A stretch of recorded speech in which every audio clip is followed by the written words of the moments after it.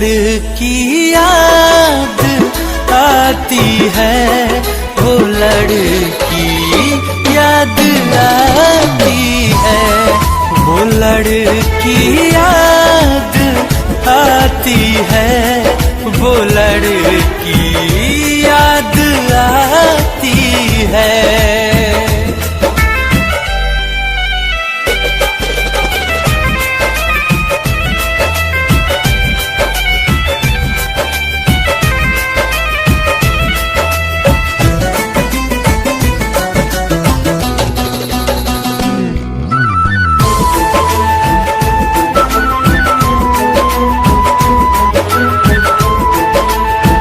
पहले हम जब भी कभी दोनों साथ मिलते थे, प्यार के फूल इस दिल में हजारों रोज खिलते थे।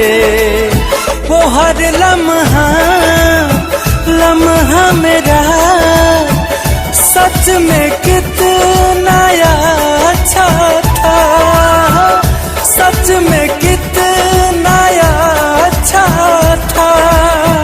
दिन को न चैना सारी सारी रहना, दिल की बेचैनी बढ़ाती है।